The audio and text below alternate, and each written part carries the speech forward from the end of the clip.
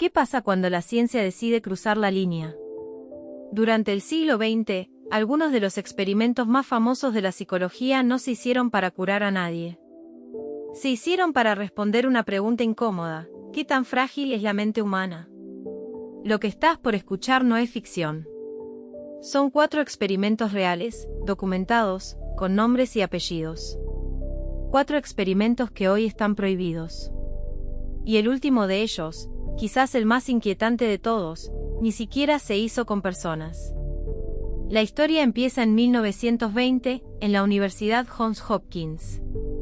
John Watson, uno de los psicólogos más influyentes de su época, quería demostrar que el miedo no nace con nosotros, se fabrica. Para probarlo, eligió a un bebé de 9 meses. La historia lo recuerda como el pequeño Albert.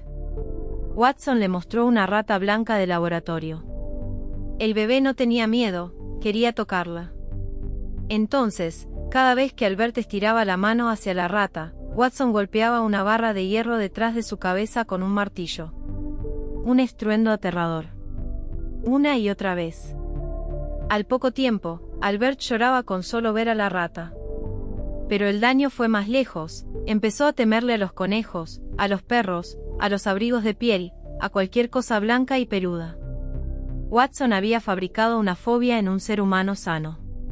Y nunca la revirtió. Albert murió pocos años después por una enfermedad, sin que nadie intentara reparar lo que le habían hecho. Watson fue expulsado de la universidad tiempo después, y terminó su carrera trabajando en publicidad, aplicando lo que sabía de la mente humana para vender productos. 40 años más tarde, la pregunta cambió. Ya no era cómo nace el miedo, sino algo peor: ¿por qué la gente común obedece órdenes monstruosas? Era 1961, y el mundo seguía el juicio a Adolf Eichmann, uno de los responsables del Holocausto.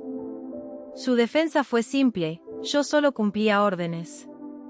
Un joven psicólogo de Yale, Stanley Milgram, decidió ponerlo a prueba.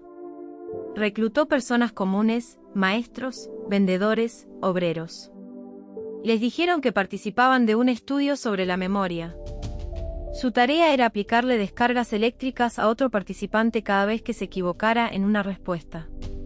Con cada error, el voltaje subía.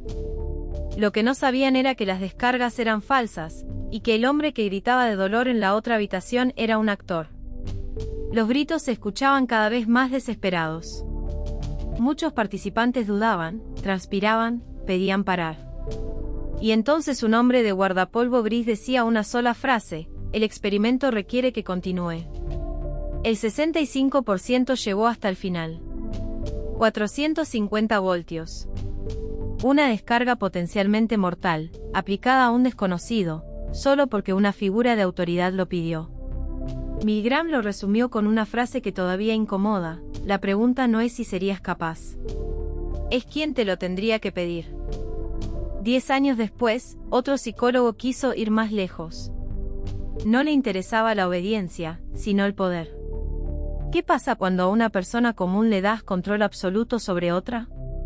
En 1971, Philip Zimbardo construyó una cárcel falsa en el sótano de la Universidad de Stanford. Reclutó 24 estudiantes sanos, sin antecedentes, elegidos por sorteo. La mitad serían guardias, la otra mitad prisioneros. Era un juego de rol pagado, planeado para durar 2 semanas. En menos de 48 horas, dejó de ser un juego. Los guardias empezaron a humillar a los prisioneros, los despertaban de madrugada, los obligaban a hacer flexiones, le quitaban la ropa, los encerraban en un placar oscuro. Los prisioneros, que sabían que todo era una simulación, empezaron a quebrarse de verdad. Crisis de llanto. Ataques de ansiedad. Uno tuvo que ser liberado a las 36 horas. Zimbardo, que observaba todo, tampoco reaccionaba, se había convertido en el director de su propia cárcel. Quien frenó todo fue una psicóloga externa, Christina Maslach, que al ver lo que pasaba dijo la frase que terminó el experimento: lo que les están haciendo a esos chicos es terrible. El estudio se canceló al 6º día. Los guardias no eran sádicos. Eran estudiantes universitarios. El uniforme hizo el resto. Pero el experimento más perturbador de esta historia no se hizo con personas. Se hizo con ratones. Y por eso nadie lo detuvo. A fines de los años 60, el científico John Calhoun construyó para el Instituto Nacional de Salud Mental de Estados Unidos lo que llamó el Universo 25, un paraíso para ratones. Comida ilimitada. Agua ilimitada. Sin depredadores. Sin enfermedades. Sin invierno. Un mundo perfecto, diseñado para que nada faltara. Empezó con 4 parejas. La población explotó, llegaron a ser más de 2.200. Y entonces, con todas sus necesidades cubiertas, la sociedad de los ratones empezó a pudrirse desde adentro. Las madres abandonaban a sus crías.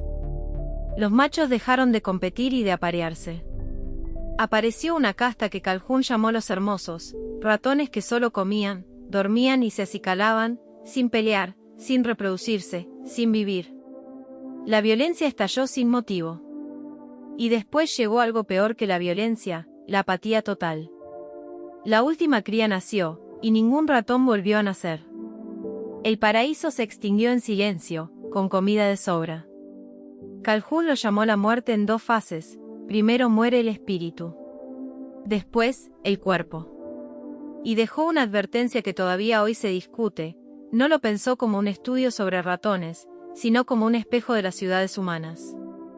4 experimentos. 4 líneas que la ciencia cruzó para mostrarnos algo que preferiríamos no saber: el miedo se fabrica, la obediencia puede más que la conciencia, el poder corrompe en cuestión de horas, y la abundancia sin propósito puede matar tan lento como el hambre. Hoy, ninguno de estos experimentos podría repetirse. Existen comités de ética que los prohíben, en parte, gracias a lo que pasó en estas 4 historias. La pregunta que queda abierta es otra: ¿la ciencia descubrió lo que somos, o solamente encendió la luz en una habitación que siempre estuvo ahí? Si te interesan las historias reales que cambiaron al mundo, suscríbete al canal. Porque cada historia merece ser contada.